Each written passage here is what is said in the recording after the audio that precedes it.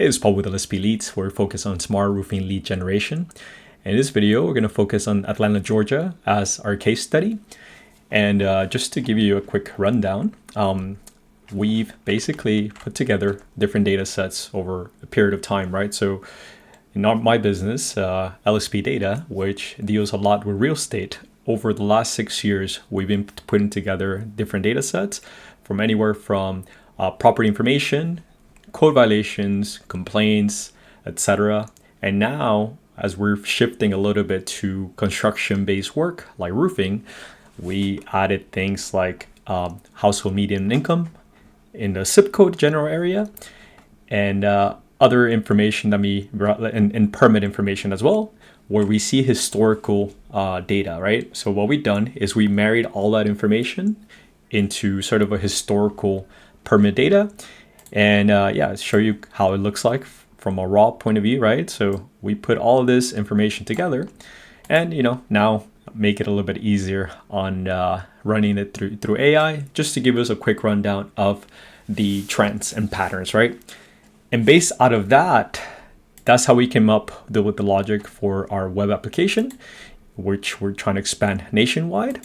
But this allows us to give you basically this.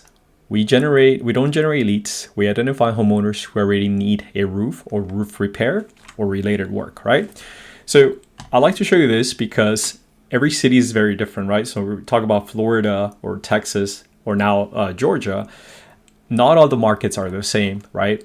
Yes, there's historical roofing patterns or historical cyclical weather patterns, right? Like storms and whatnot, right? But depends on your geography, things are going to be a little bit different. But what I wanted to do is part of this videos is to show you a takeaway if you are a roofer or you have a roofing business in Atlanta, Georgia.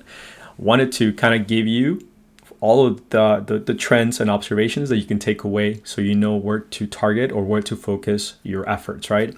And at the end of the day, basically, you want to make sure that you're generating constant leads by doing door knocking and that sort of marketing strategy, right? So in when it comes to Atlanta, right, there is a bit of volume due to storms, right? And again, a lot of this is from older properties, which or older roofs as well, right? A lot of them too, it seems like there's a lot of renters. So this may mean that just general investment properties or new properties are going on sale, right? So the homeowner or the property owner, which may not live there, right? They're investing that extra cash to replace the roof and basic remodeling as well. And then we're seeing a bit of a shift from the 3-tab to architectural one. So that was eye-opening, at least for me. And as we scroll down, this is sort of the gems, right? So part of the reason I make these videos or I answer questions in Reddit or other forums is that I like to provide value, and everything's data driven, right? It's not just me being a guru and telling you and trying to sell you software, which at the end of the day, you can always try us out. But here, if we look at it, there's specific zip codes that are more, there's a lot more activity going on, right? And a lot of you know your market better than anyone else, right? So this may align with the work that you've been doing or observing in general. But I wanted to kind of highlight those because like I mentioned, so in this, the permit activity is heavily weighted towards the west side and South Atlanta, right? And a lot of it is revitalization efforts, right? When it comes to income, like I said, in the past, we used to focus on just areas that were run down or areas where there was a lot of violations or complaints. But over time, we realized that just because a property has a lot of violations or issues or code enforcement issues, right, it doesn't mean that the homeowner wants to fix that, right? So over time, we started focusing on zip code income, medium income, I should say. And as you can see, some of those may be in which the household median income is quite higher, right? And basically on those, right, it gives you an idea of what kind of work is being performed, right? So for you, if you're focusing on lower jobs, right, maybe instead of doing 5 to 10 jobs, right, which you're yielding a couple of thousands, maybe you can focus on more other specific areas, and maybe 1 or 2 jobs can be $40,000-$50,000, right? So anyways, just wanted to give you that as a way to give you ideas and maybe shift a little bit if that's what you want. The other bits as well is there's a lot of high ticket restoration, right? Some of them may be for luxury properties, or it may be for multi-family like apartments, right? Or commercial properties as well. So if you already have a good list of clients, right, maybe it's a good idea to also shift into that commercial state. And here as well, I just wanted to some observations as well of the type of work that is being performed as well, and usually a range of the cost, right, that you can charge. So again, this is pretty good. And again, some of them is individual primary homeowners, whereas other ones may be investment properties, right, for someone else's portfolio. There's a couple of case studies as well, right, where there is some out-of-state folks, right? There's code violations, or like I said, some of it is like you saw, there's areas of revitalization or gentrification, that sort of trends. And then there's, like I said, a couple of luxury work as well being performed. Kind of touched into this already, that a lot of them primarily is individual homeowners who own the property, right? Who live there, I should say. Whereas the other ones may be absentee owners, meaning that there's probably a tenant who lives there. A lot of times, if you watch some of my videos, I always mention that tenants tend to raise complaints, right, to the landlord. Sometimes the landlord doesn't listen, right? So the tenant may call like their local 311, raise it to the city sends out an inspector, and then they apply code enforcement, which may end up incentivizing the homeowner to actually change the work, right? So basically, you're forcing the homeowner to actually improve this, right? Anyways, here's a little bit of marketing opportunities for you if you are the roofing company, right? There's I'll take a screenshot, but like I said, a lot of times is shifting to more compliant roofing types or materials. A lot of times as well, targeting maybe a bit more affluent areas, or maybe have a balance of both. So that way you can get some more higher end pay jobs compared to other ones for consistent cash flow. And then when it comes down to just general, where should you focus on, right? There, like I said, you know your market better. Weather patterns a lot of times are good indicators, but also targeting those with the property age or roofing age can help you also get better leads, right? So if there is a storm afterwards and there is complaints or things about the roof issues, right?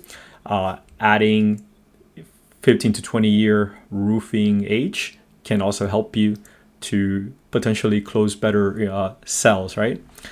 And then again, like I said, age as well, like I just mentioned, 15 to 20 years of permit history as well, which is a lot of things that we focus on as well based on our data. Yeah, this is just a bit of a summarization of what I touched on. But again, you can take a screenshot of this and do a little bit more reading. Also, a bit of here from other point of views. There is a lot of the roofing jobs sometimes are part of our larger renovations as well. So this may give you a good idea of additional services that you can upsell, right? So if you're doing roofing, most likely you're also doing siding. Maybe you also offer gutter services, right? Or maybe you have another business partner who has other construction services as well, or even things like HVAC as well, right? So there is a lot of opportunities there as well. And again, just kind of wanted to walk you through that. If you have interest, I can always provide this as a report in the YouTube description or comments. So let me know if you'd like us to do that as well. And lastly, I wanted to show you how our platform works. So if you do become a customer on LSP Leads, you select your city. But most importantly, you select the zip codes that you want to focus on, right? And this will be exclusively leads to you. And these things refresh on a daily basis as well. And like I said, the reason why I invest a lot of time in learning about data, right, and focusing on niche data is so that we can provide you true positive or like roofs or properties that do need work done, right? And in other videos, I touched on how we came up with a formula, or we adding a scoring system to say, hey, if the property is older than 1995, if the roofing is this type of material, if this property hasn't had a roof replaced in the last 15 to 20 years, right? And if there is the zip code income, right? People can actually afford to do the jobs, right? Then that gives you better chances that you can say focus on this area and send your individuals to do door knocking, or your sales reps, right? To target more specific areas, and again, saves you time, money, gas, but also allows you to go to a specific area with an intention, right? And hopefully you'll close pretty good deals out of this, right? I wanted to show you some of this. Sometimes there are quick opportunities that you can see, right? Like in this case, there is some of them are commercial properties, right? You can see that there's a bit of damage siding here. It's really interesting because sometimes some of these properties you can tell that they need some work, right? And a lot of times, obviously, you are the roofing expert and you can quickly see when there's a need to have repairs and that sort of thing, right? So anyways, there is a really good value that we get. And again, part of it as well is knowing and understanding that the homeowner most likely has funding to be able to replace their roofs, right? And we'll leave it at that. But again, we're data driven. We want to make sure that we provide you with opportunities, so that way at the end of the day you can send your door knockers, your sales reps, and focus on areas that truly need that work done, right? Anyways, stay tuned for more videos. And again, if you're interested, I'll leave a Calendly link, so if you want to jump on a demo call and we can talk to you a little bit more about our platform, or just do a bit of partnerships, we're open to that as well. So thank you for watching.